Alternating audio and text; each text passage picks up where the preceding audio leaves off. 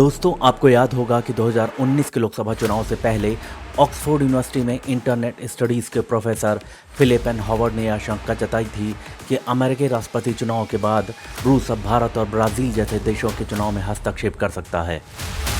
उन्होंने साफ कहा था कि मीडिया के जरिए इन देशों के चुनाव को प्रभावित करने की कोशिश की जा सकती है। मतलब साफ था कि रूसी खुफिया एजेंसी एक बार फिर भारत में सक्रिय हो रही है। दरअसल 1950 के दशक में सोवियत यूनियन की खुफिया एजेंसी केजीबी ने भारत में अपने नेटवर्क का जाल बिछाना शुरू कर दिया था। भारत के मंत्री, नेता, बड़े अधिकारी, कई मीडिया हाउस के पत्रकार उनके इशारों पर काम करते थे। इनकी पहुंच संसद और पीएमओ के अंदर तक थी। इस बात का खुलासा किया खुद केजीबी के पूर्व एजेंट रहे वसीली मित्रोखिन ने। मित्रोखिन ने इस किताब का दावा अपनी किताब the मित्रोखिन archive the KGB and the world में किया है। ये किताब 2005 में प्रकाशित हुई थी।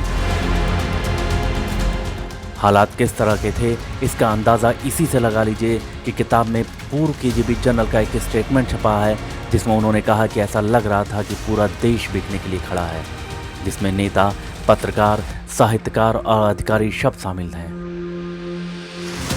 आज इस वीडियो में हम आपको बताएंगे कि कैसे केजीबी ने भारत में अपना ये पूरा नेटवर्क खड़ा किया था। 1950 के दशक में तत्कालीन सोवियत यूनियन की खुफिया एजेंसी केजीबी भारत में फैले अपने नेटवर्क के जरिए तमाम नेताओं, अफसरों, मीडिया, पत्रकारों तक अपनी पहुंच बना ली थी। इतना ही नहीं, इन्होंने आईबी के नेटवर्क में भी सेंध लगा ली थी।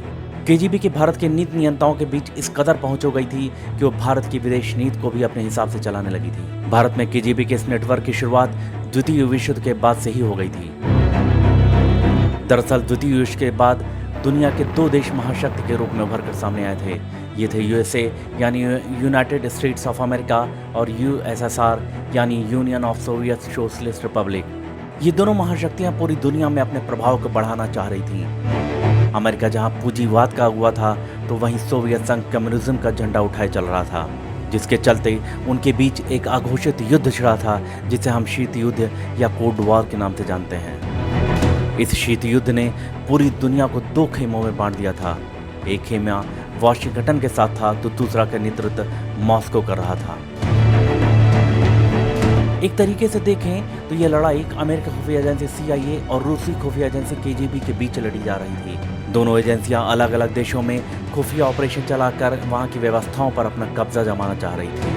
KGB और CIA की इस होड़ में क्षेत्रफल की दृष्टि से सातवां सबसे बड़ा और जनसंख्या के लिहाज से दूसरा सबसे बड़ा देश भारत कैसे अछूता रह सकता था। आर्थिक दृष्टि से देखें तो भारत को अपने प्रभाव में लेने का सीधा सा मतलब था दुनिया के सबसे बड़े उभरते बाजार पर कब्जा करना।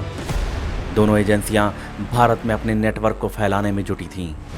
क्योंकि प्रधानमंत्री नेहरू का झुकाव वामपंथ की तरफ ज़्यादा था, जिसका KGB ने पूरा फायदा उठाया और उसने भारतीय तंत्र में अपनी जड़ें गहरी जमा ली। जाहिर सी बात है कि इससे अमेरिका खुश नहीं हो सकता था। लिहाजा अमेरिका ने भारत के दुश्मन देश पाकिस्तान को सपोर्ट देना शुरू किया और एक तरीके से भारत से दुश्मनी ठान ली। 1991 में सोवियत यूनियन के विघटन से पहले नेहरू, इंदिरा और राजीव के ज़माने में रूसी खुफिया एजेंसी किस तरीके से भारत में अपने झंडे जमा रही थी और भारत के आंतरिक और विदेशी मामलों को मॉस्को के हिसाब से चला रही थी, इन सब बातों का सिलसिलेवार खुलासा किया गया है वसीली मित्रोखिन की किताब the मित्रोखिन archive the KGB and the world में। ये किताब 2005 में प्रकाशित हुई थी। वसीली मित्रोखिन रूसी खुफिया एजेंसी KGB के आर्काइविस्ट थे जो मॉस्को में KGB के मुख्यालय द सेंटर में तैनात थे। इनका मुख्य काम था उन तमाम मिशन और ऑपरेशन से जुड़े दस्तावेजों, विवरणों और जानकारियों को इकट्ठा कर उनका संग्रह करना जो KGB दुनिया भर के देशों में चला रही थी। तकरीबन 40 साल के अपने कार्यकाल के दौरान मित्रोखिन ने KGB के तमाम खुफिया मिशन को अपनी आंखों से देखा, सुना और पढ़ा था। इन सब के कारण धीरे धीरे मित्रोखिन का मन कम्युनिज्म, रूस और KGB से उखड़ने लगा था। मित्रोखिन इन दस्तावेजों की एक एक कॉपी को चोरी छुपे अपने पास भी इकट्ठा करने लगे थे। 1991 में सोवियत यूनियन के टूटने के बाद KGB को भी भंग कर दिया गया, जिसके बाद मित्रोखिन 1992 में ब्रिटिश खुफिया एजेंसी MI6 की मदद से भागकर लंदन चले गए। मगर मित्रोखिन अपने साथ उन तमाम दस्तावेजों को ले जाना नहीं भूले जो उन्होंने KGB में काम करने के दौरान इकट्ठा की थी। मित्रोखिन की मृत्यु के बाद उनके इन दस्तावेजों को 2005 में किताब के रूप में प्रकाशित किया गया। इसमें KGB के उन तमाम ऑपरेशन और अभियानों का विस्तृत और सिलसिलेवार विवरण है जो उसने भारत में चलाए थे।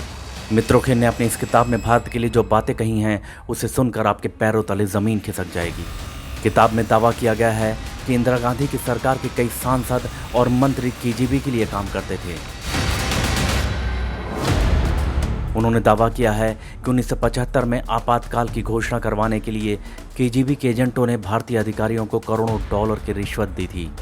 इस पुस्तक में केजीबी की पूर्व जनरल ओलेग कुलगिन का एक स्टेटमेंट भी छपा है, जिसमें उन्होंने कहा है कि ऐसा लग रहा था कि पूरा देश ही बिकने के लिए खड़ा है।